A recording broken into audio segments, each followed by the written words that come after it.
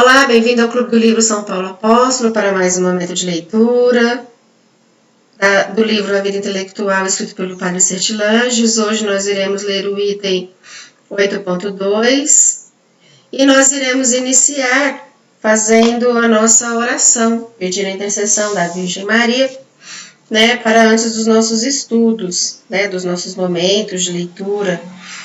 Então eu quero aqui agradecer você que está inscrito no canal, que faz parte do Clube do Livro São Paulo Apóstolo e que vem caminhando até aqui, né?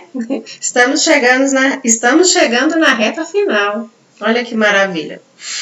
Então vamos pedir a ela, que ela interceda junto ao Espírito Santo para que ele nos conceda inteligência. Não nascemos inteligentes e precisamos praticar, E é só através da prática, da leitura, dos estudos, da busca pela verdade, que nós possamos conseguir ser um pouquinho melhor, homens e mulheres mais sábios. Então vamos lá? Em nome do Pai, do Filho e do Espírito Santo. Amém. Debaixo do vosso patrocínio, a Mãe de Letíssima, invocando o mistério da vossa Imaculada Conceição, quero prosseguir os meus estudos e trabalhos literários. E protesto fazê-lo principalmente a fim de servir melhor para propagar a honra divina e o vosso culto. Rogo-vos, pois, Mãe amantíssima, sede da sabedoria, que favoreçais benignos meus trabalhos, e eu de boa vontade e piedosamente vos prometo que é justo. Todo bem que provier dos meus estudos, hei de atribuir inteiramente à vossa intercessão diante de Deus. Amém. Ave Maria, gratia plena Dominus tecum, benedicta tu in mulieribus, et benedictus fructus ventris tui, Iesus. Santa Maria, Mater Dei, ora pro nobis peccatoribus, nunc in hora mortis nostrae. Amém. Em nome do Padre, do Filho e do Espírito Santo. Amém. Então nós vamos iniciar aqui. Pegue o seu livro, Vamos começar, a nossa leitura, o nosso momento.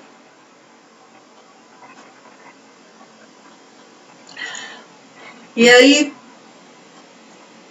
item 8.2, saber descontrair. Então vamos lá. Todos devem perceber que expandir-se, como o requeremos, já é descansar. A melhor parte do descanso está nesses modos secundários da vida que mencionamos. É bom, entretanto, louvar mais explicitamente o repouso, o reverso do trabalho, pelo qual o trabalho qualifica-se de uma certa maneira, revelando-se excessivo, razoável, submetido ou não à regra humana que se confirma na lei de Deus. Nada em excesso. O trabalho, precisamente, porque é um dever, requer limites que o mantenham em seu vigor, em sua duração e lhe proporcionem, ao longo da vida, a maior soma de efeitos que é capaz. A intemperança é um pecado, porque ela nos destrói, e temos a obrigação de bem governar a vida porque temos obrigação de viver. Ora, a intemperança não se refere apenas às alegrias sensuais. Os mais sutis, os mais nobres entusiasmos participam da sua malícia.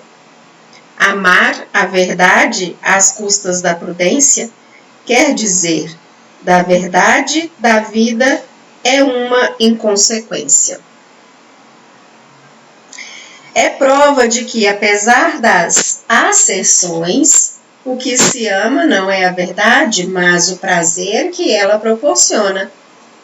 As vantagens que pode trazer para a vaidade, para o orgulho, para a ambição, a semelhança desses apaixonados de quem se diz que amam amar e que amam o amor, e não o objeto desse amor.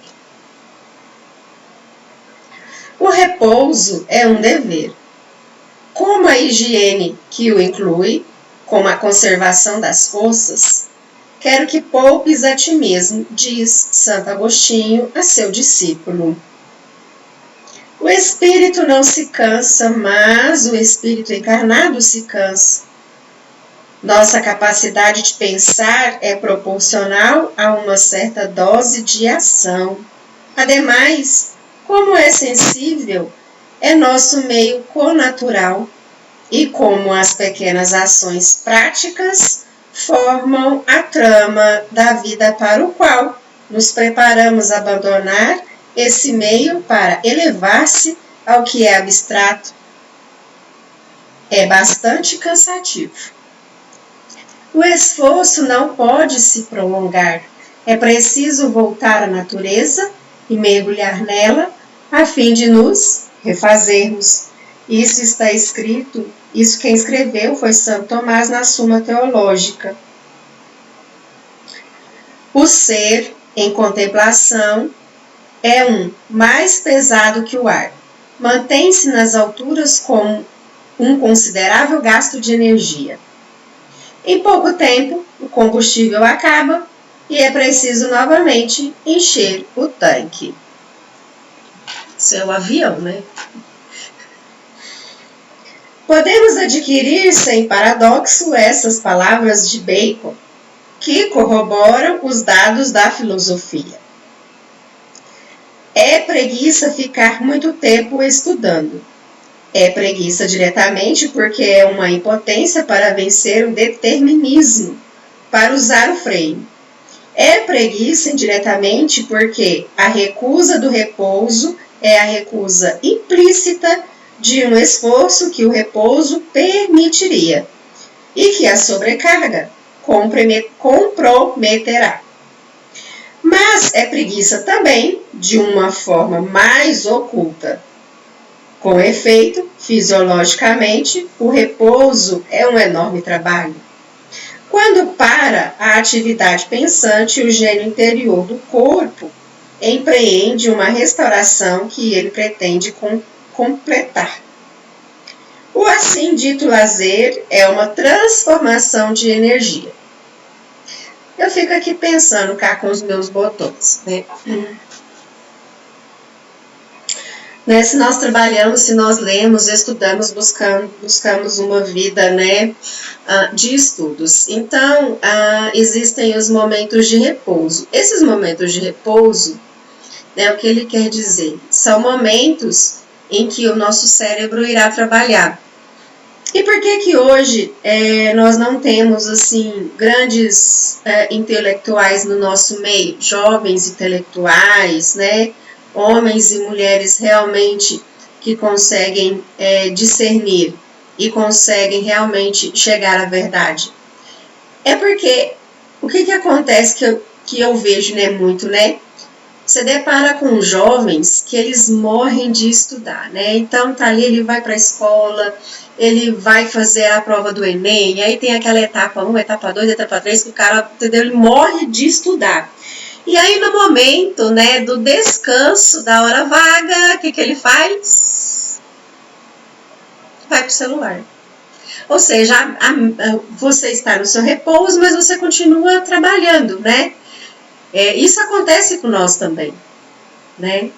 Então, assim, a gente acaba não deixando a mente trabalhar, que é o que ele está falando. Porque daí, enquanto você está em repouso, parece que o seu cérebro ainda continua trabalhando, mas ele continua, né, revendo aquilo ali que você leu, que você pensou. E aí, onde é que você vai ter, né, as brilhantes ideias? Que era assim, né, com Pascal, com Thomas Edison, né? Ele citou aqui, né, Thomas Edison. Então, nós não deixamos isso acontecer, né, no nosso momento de descanso. No entanto, ele cita que Santo Tomás, ao dormir, ainda pensava, né? É muito bom, né, quando você tem realmente uma pessoa muito inteligente. Continuando. No teatro, ao se fechar a cortina, todo um exército de operadores precipita-se sobre o palco. Limpa, repara, modifica, preparando assim o próximo ato. O encenador que interrompesse ou entrasse essa azáfama não seria um inimigo da peça, do autor, dos intérpretes, do público e de si mesmo. O sujeito sobrecarregado de trabalhos opõe-se, assim, à sua própria vocação. Aquele que chamou aos colaboradores da sua obra intelectual, aos seus irmãos, que se aproveitariam dela ao seu próprio bem. O melhor meio de descontrair seria mesmo, na medida do possível, não se cansar, quer dizer, equilibrar o trabalho de tal maneira que uma operação o descansasse de outra. Em medicina, muitas vezes, combate-se uma droga nociva por meio de sua antagonista. As tarefas não cansam da mesma forma, nem no mesmo momento. O fundidor, que sua junto e seu forno descansaria, atando os feixes em campo aberto, e o enfardador distribuindo o feno nas manjedouras. É muito interessante isso, né? No caso assim, do artista, né? É lógico, né? Se ele é um ator, imagina, se já tem pessoas que estão ali limpando o palco, preparando o cenário, né? É lógico que ele deve estar descansando, né? Ou seja, ele vai estar descansando fisicamente, mas a mente dele vai estar trabalhando, né, naquele ato, lembrando das falas, né, dos atos, das cenas, né, da pessoa com quem ele vai estar contracenando naquela peça. E se ele for, né, para junto, né, daquelas pessoas que estão ali fazendo toda aquela arrumação do cenário, é lógico que ele vai descansar. Né, ele vai cansar fisicamente e automaticamente vai esquecer aquilo que ele estudou de fala, é lógico, né, daquele ato, né, de uma determinada peça. É isso que ele quer dizer. Então vamos lá. Já demos indicações nesse sentido, quando falamos da utilização do tempo. E depois, sobre a constância no trabalho, tocamos no princípio da distribuição das tarefas. Nem tudo na vida intelectual é concentração desgastante. Há as preparações, as tarefas paralelas, os coronários práticos dos pensamentos e das criações. Escolher livros, selecionar documentos, reunir notas, classificar manuscritos, colar papeletas nas margens, revisar provas, arrumar os objetos do escritório, ordenar a biblioteca, são ocupações não propriamente do trabalho.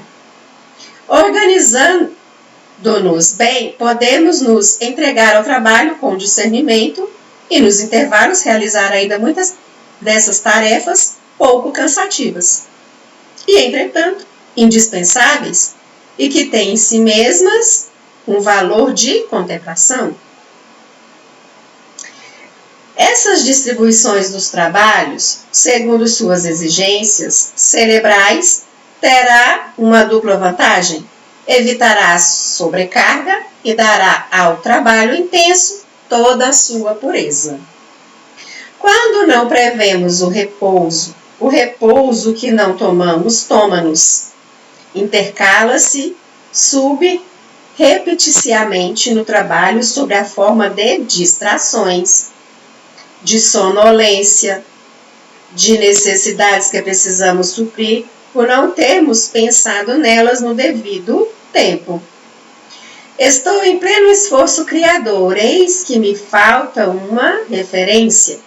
Acaba a tinta do tinteiro, uma classificação de notas não foi feita, um livro ou um manuscrito de que preciso estar num outro cômodo ou soterrado em pilhas, das quais terei de resgatá-lo. Há uma hora faria tudo isso brincando, com alegria, pensando na sessão tranquila que estaria preparando. Agora perturba-me, esfria meu entusiasmo. Se omitir essas preparações em benefício de um falso trabalho que minha intemperança quis realizar, então a desgraça é dupla. E eis minha situação. Nem repouso verdadeiro, nem trabalho verdadeiro, reina a desordem. Evite cuidadosamente, como já disse, quando se trata dos momentos de plenitude, o trabalho feito pela metade, que é um repouso feito pela metade e que não tem nenhum proveito. Trabalhe energicamente, depois descanse. Nem que seja esse descanso relativo que prepara, segunda, ou conclui o trabalho. É a mesma coisa da mulher que faz faxina em casa, né? A gente, quando vai começar aquele dia da faxina, porque eu sei que toda família tem, toda casa tem, né? A gente tem o dia da faxina. Uns fazem nas sextas, hoje, outras nos sábados, outras gostam de fazer faxina na segunda para passar a semana inteira já tranquila, porque muitas também até trabalham fora, tem algumas outras atividades, né? Mas é igual o dia da faxina, a gente não consegue, né? Não tem como você começar a fazer uma faxina e simplesmente parar e dormir com aquilo tudo de perna pro ar. Não dá, né? Então, existem determinados serviços que você tem que começar e tem que terminar. Se faz necessário terminar. E o quão é prazeroso, né, para uma mulher dona de casa que faz aquela faxina, né, você começa cedo. Muitas das vezes nem comem, nem tomam café, né? Vai só à base de água. E quando é prazeroso, né, você começar cedo e você vai limpando, revira tudo, desce tudo, sobe tudo, porque é um tal do desce e sobe, né, o de cima desce, o de baixo sobe, né, nas nossas casas. E aí quando nós terminamos, né, muitas vezes assim, debulhadas em suor, sentamos em uma bela poltrona e aí vem aquela recompensa, né? Parece que o descanso vem e faz assim, acabei, tudo limpo, aquele cheirinho de novo. Assim é nos outros trabalhos, né? Na vida intelectual também é assim, né? Quando nós fazemos uma pesquisa e descobrimos alguma coisa que a gente não sabia, nossa, isso daqui é verdade. É muito prazeroso isso. Pelo menos para mim, né? Vamos lá. Continuando. O repouso completo, aliás, também será necessário. Entendo por completo o abandono momentâneo de qualquer preocupação laboriosa, exceto do trabalho permanente, do qual já conhecemos a suavidade e os benefícios. São Tomás explica que o verdadeiro repouso da alma é a alegria, a ação deleitável. Eu acabei de falar isso, é muito bom, né, gente? Os jogos, as conversações familiares, a amizade, a vida em família, as leituras prazerosas, cujas leis já expusemos, o convívio com a natureza, a arte amena, um leve trabalho manual, o passeio inteligente por uma cidade, os espetáculos não muito fortes nem muito excitantes, os esportes moderados, são esses nossos meios de descontração.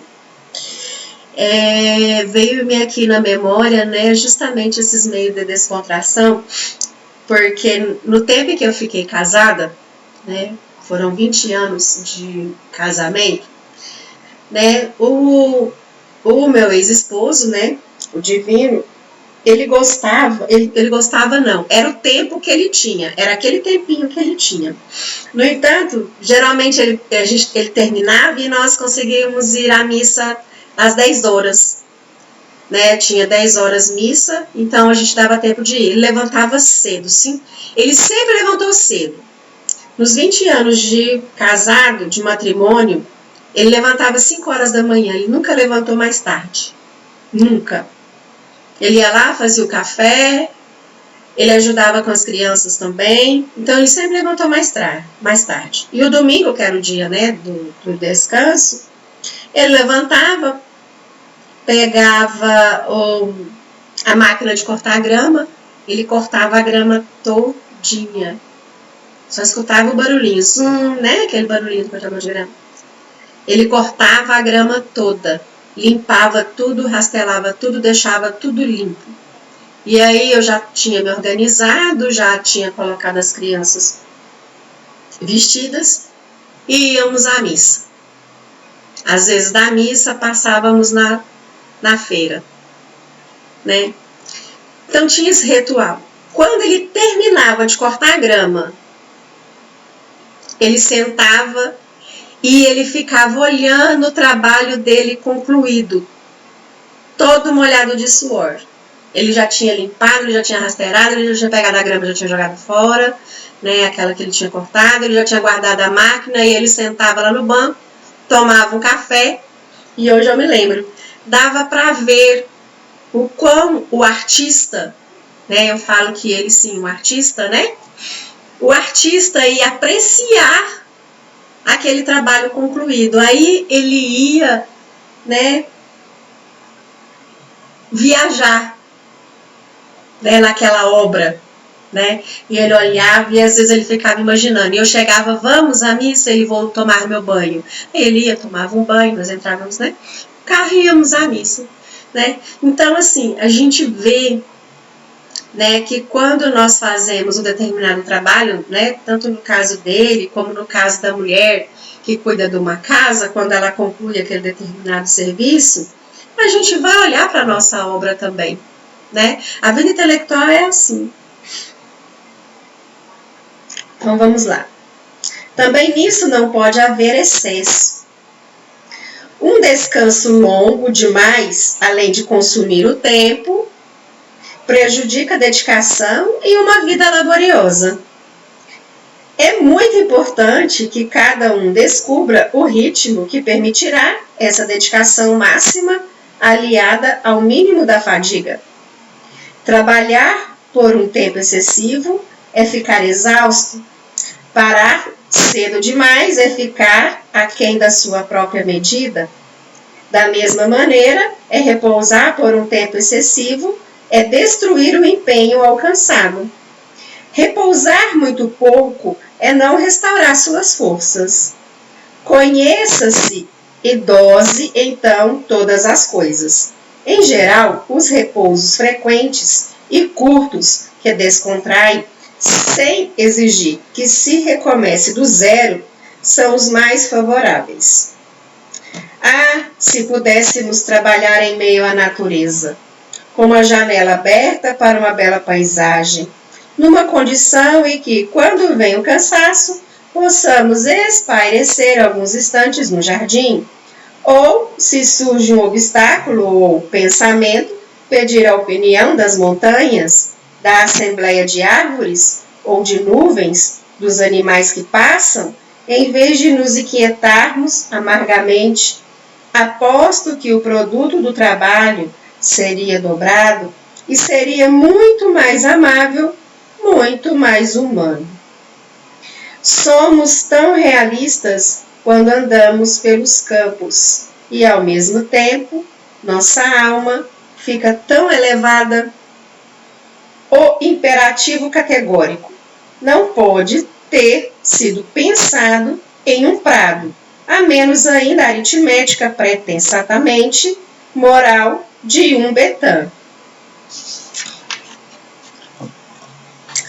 Jovens que aspiram às alturas e querem chegar muito longe, atenham-se à realidade humana. Preservem o lazer, não se esgotem, trabalhem com calma e alegria espiritual, sejam livres. Usem de artimanhas consigo mesmo, se for preciso. Prometam-se, na hora do esforço, algum agradável alívio, cuja imagem já rejuvenescerá o seu pensamento, no aguardo de que ele mesmo repare suas forças. Se estiverem em grupo, acolham as distrações uns dos outros. O homem que nunca graceja, diz São Tomás, que não aceita um gracejo e nem favorece uma brincadeira ou o descanso de outro, é um bruto e é oneroso a seu próximo. Suma Teológica, Santo Tomás de Aquino. Ninguém consegue conviver um dia inteiro, dizia Aristóteles, com um homem completamente sombrio. Nós vamos encerrar aqui este momento de leitura, né? Esse foi o item 8.2, né? Os conselhos aqui do Padre Sertilanges para a nossa vida intelectual, e que nós precisamos realmente saber buscar, né, as nossas descontrações, como nós vamos nos descontrair, né? E através do nosso descanso também, né, dos momentos em que nos descontraímos, às vezes com amigos, determinadas conversas, determinados lugares, né? Aqui ele cita muito verde, né? É muito prazeroso mesmo, eu mesmo, né? Eu já coloquei flores aqui na porta da minha janela, porque quando eu quero às vezes ver alguma beleza, né? Não moro no meio do mato, não tem como eu contemplar árvores, eu não tenho esse público, né? Mas eu tenho, assim, algumas plantas, então a gente costuma descansar o olhar, né? Eu falo que é descansar o olhar, né? Seja da tela do computador, né? Ou do trabalho que a gente está fazendo, ou conversando com algum cliente. Às vezes eu estou conversando com algum cliente, eu descanso o meu olhar nas plantas, nas flores, né?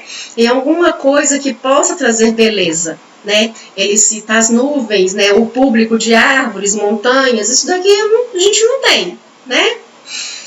Mas a gente precisa nos adaptar no lugar em que a gente está, para a nossa vida laboriosa não se tornar pesada, não se tornar um fardo, assim como os nossos momentos de leitura, né? Que lá no início ele cita a respeito de postura, o local adequado para a gente ler e estudar, né? De que forma que nós vamos estar realmente nos posicionando para ler um bom livro, né? Que não seja realmente nem deitado, né? Ou seja, né, lá relaxado demais, porque se você relaxa demais, você vai dormir. Como eu já falei nos vídeos anteriores, determinados livros que eu ia ler, e se eu estivesse deitada, era batata, né? Dormia mesmo, na primeira linha, era ótimo. Era eu querer dormir, eu ia ler o livro, né? Hoje eu já busco mais, né, as posturas. Então, assim, os momentos de descanso, né? Mesmo que eu estou trabalhando, tenho que entregar às vezes algum serviço, eu dou aquelas paradas, converso com o cliente, né? E tenho esses momentos de descanso visual, né? Aqui pela minha janela. Mas então, vamos agradecer a Virgem Maria por mais esse momento. Estamos chegando ao final desse livro, né? Muito prazeroso. Por sinal, são conselhos que eu tenho praticado, né? Eu tenho praticado muito. E tem dado certo, tem dado muito certo. Eu não consigo fazer tudo que o Padre Sertilanges assim instrui, é lógico, né? A minha capacidade de inteligência está bem aquém. Mas eu consigo fazer muita coisa que ele vem sugerindo, né? Então vamos agradecer a Virgem Maria por mais esse momento, né? Da leitura do capítulo 8 da vida intelectual, e que ela continue nos dando e intercedendo junto ao Espírito Santo para que ele nos dê inteligência, sabedoria, discernimento. Ave Maria, gratia plena Dominus tecum, benedicta tui mulieribus, et benedictus fructus ventris tui, Iesus. Santa Maria, Mater Dei, ora pro nobis peccatoribus, nunc in hora mortis nostrae. Amém. Vamos pedir o auxílio ao nosso anjo da guarda. Angeli Dei, que custes mei, mettidi commissum pietate superna, illumina custodire et guberna. Amém. Santo anjo do Senhor, meu zeloso e guardador, se a ti me confio a piedade divina, sempre me rege, me guarde, me governe, me ilumine. Amém. Em nome do Pai, do Filho e do Espírito Santo. Amém. E eu espero você até o próximo vídeo aqui do Clube de Leitura São Paulo Apóstolo. Seja bem-vinda. Não esqueça de se inscrever no canal, ainda dá tempo. E a iniciar a leitura do livro, né, nos vídeos anteriores. Tá? Até a próxima.